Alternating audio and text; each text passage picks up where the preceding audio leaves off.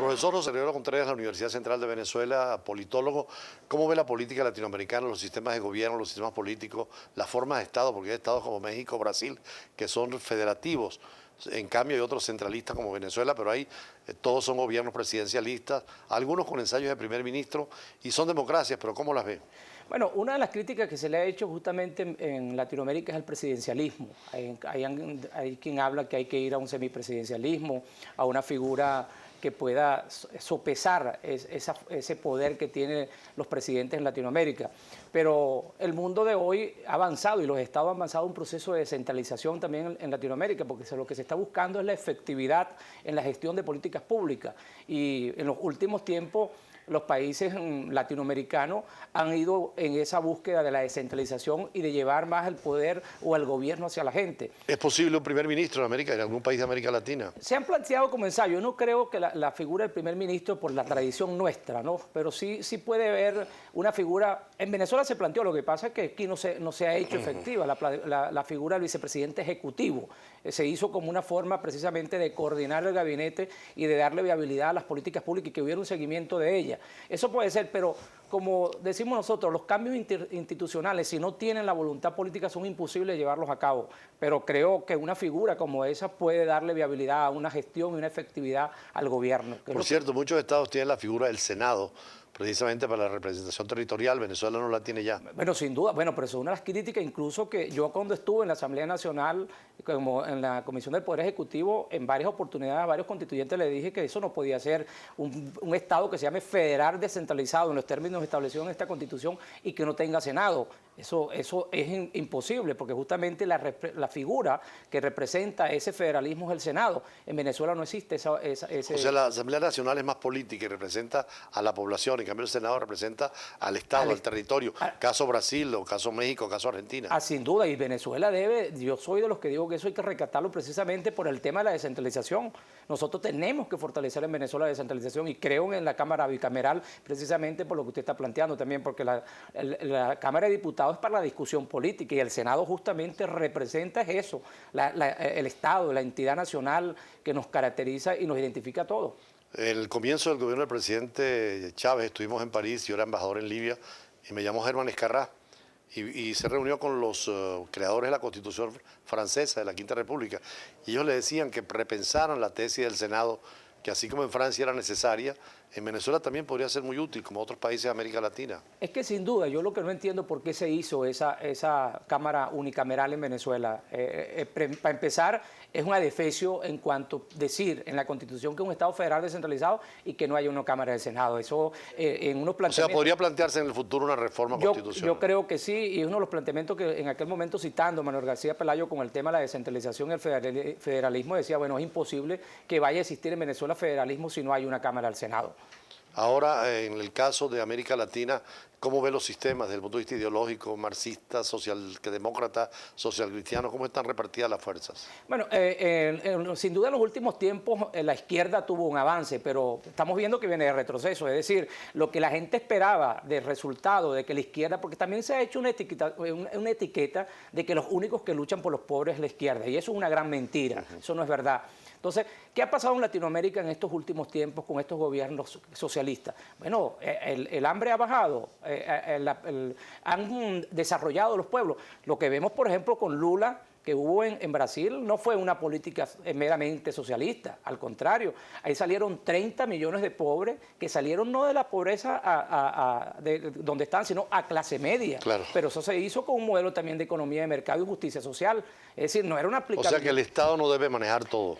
Totalmente, yo no creo justamente, es más, pero es que cuando en la misma discusión, doctor, de cuando se da esa lucha entre la discusión entre socialismo utópico y socialismo científico, el socialismo utópico en ningún momento planteó al Estado la intervención de la vida del ser humano, lo que planteaba era la solidaridad, que justamente de ahí es donde bebe Maritain en sus tesis para llevar a cabo la solidaridad social cristiana. Y yo creo que el mundo de hoy, América Latina, debe ir justamente a un modelo de desarrollo que nos permita, si bien es cierto que el Estado debe jugar un papel importante, no es necesario que el Estado abarque toda la vida de un ciudadano y que domine y coordine y defina la vida del ciudadano. Al contrario, yo creo que el mundo de hoy lleva hacia un achicamiento del Estado y un mayor desarrollo a la sociedad. ¿Y cómo se hace eso? Bueno, dándole al individuo libertad, dándole al individuo capacidades, porque tampoco se trata, el problema no es de igualdad, el problema es de igualdad de oportunidades. Y la izquierda plantea esa discusión de igualdad, de que si la lucha entre pobres y ricos, yo creo que esa no es la discusión es cómo yo le doy a esa persona que es pobre las herramientas para que mañana sea una persona libre, pueda tener su propiedad, pueda tener bienestar, pueda luchar. ¿Y cómo se hace eso? Con educación, dándole herramientas, no igualándolo hacia abajo. Usted me decía que hace poco estuvo en el Caribe y que vio el gran desarrollo turístico de esas islas, inclusive que tiene un viaje planteado a Aruba. Usted también está muy vinculado a la zona oriental del país. ¿Qué puede hacer la zona oriental del país?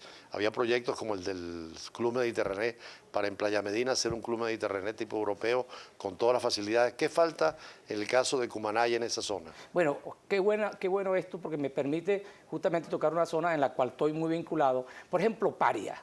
Paria tiene las mejores condiciones para tener el desarrollo turístico, tiene el mejor cacao. ¿Qué haría José Gregorio Contreras estando en una oportunidad que le permitiera darle a ese estado lo mejor? Bueno, empezar a traerle inversionistas, tanto nacional como extranjero, buscar darle mejores servicios, porque no se justifica, ya que tocamos el tema, que Cumaná va a cumplir 500 años, el 27 de noviembre, y Cumaná está totalmente abandonada. Y Cumaná fue una ciudad abierta al mundo, ¿no? Internacional. La primera. Muy cerca de Trinidad y el mundo inglés. Como venezolano, a mí me daría pena justamente en este tema que estamos hablando de relaciones internacionales. ¿Cómo traes tú un turista cuando tú ves la ciudad en este momento que va a cumplir 500 años? Aquello da vergüenza. Y aprovecho esta oportunidad para hacerle un llamado al gobernador que haga algo por nuestro estado, porque en verdad que las condiciones son paupérrimas. A cada rato la gente manifestando por falta de agua, por falta de condiciones de servicio. Y en esa zona entre Cumaná y ya lo más cercano a Trinidad, ¿qué puede desarrollarse desde el punto de vista turístico? Bueno, ahí tenemos para desarrollar excelentes hoteles.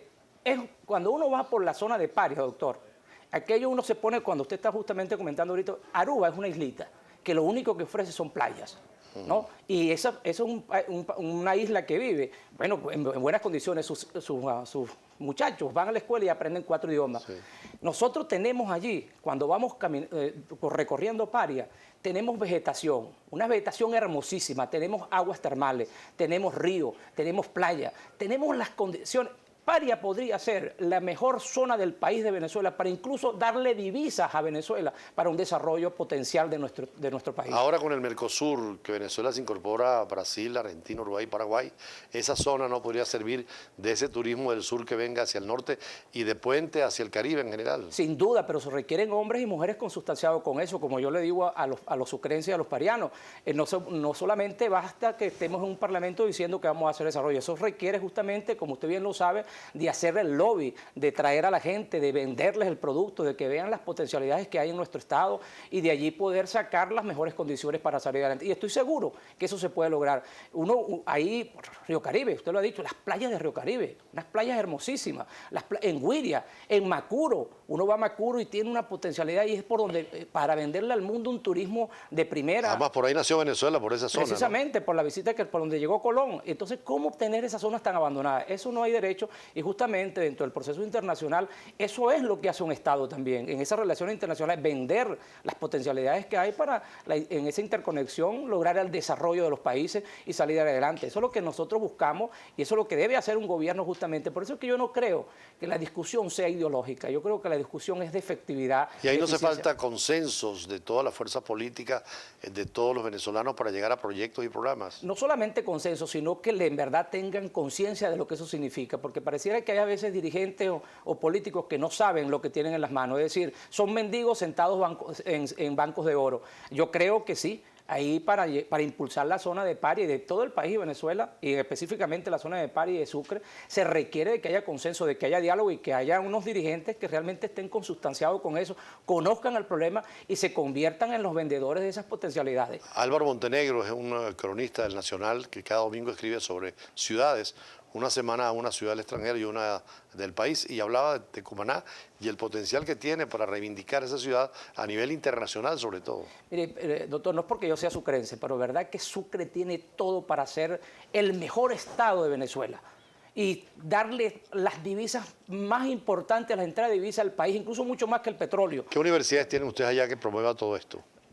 La única es la Universidad de Oriente, pero se ha quedado. También no hay la proyección. Por ejemplo, nosotros tenemos allí para proyectar la pesca. Ahí hay incluso cómo cultivar, valga la redundancia, en cautiverio, la ostra, esa cosa. Eso lo está haciendo la Universidad de Oriente, pero no hay la proyección para que eso tenga el empuje y el dinamismo que debe tener. Un gobernante que realmente esté consustanciado con el desarrollo de un Estado debería estar impulsando eso, debería estar impulsando el tema de la pesca, darle seguridad a los pescadores, que en este momento vemos lo que pasa con los piratas de mar. Imagino que la frontera ya no solamente es Táchira o la frontera con Colombia o con Brasil, sino que hay una frontera con el Caribe que también hay que cuidar porque hay mucho contrabando de extracción y mucha materia prima que se va al exterior sin control, ¿no? Es que pareciera justamente, pero doctor, por eso que cuando hablamos al comienzo del tema de las relaciones internacionales, que nos limitamos solamente a Colombia y a Guyana, y no vemos justamente que Estado Sucre es frontera.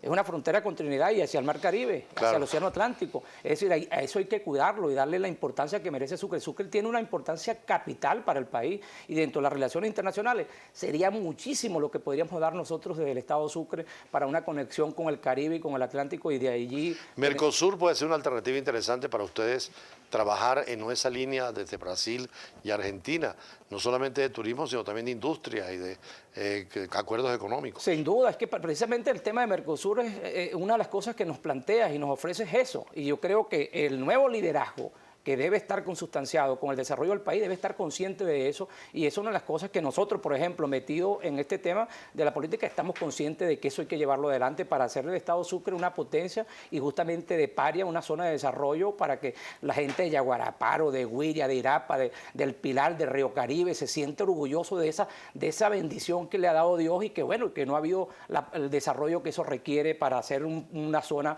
potencialmente en desarrollo y que la gente se sienta contenta de vivir allí y no sufre tantas calamidades. La verdad es que nos interesa mucho el turismo, vamos a traer también a especialistas en turismo porque esa zona oriente del país es una bendición de Dios para desarrollar un turismo, como él decía, islas tan pequeñas como Aruba, Curazao o Bonaire o las islas del Caribe la han desarrollado y tendríamos que darle un esfuerzo enorme para esto.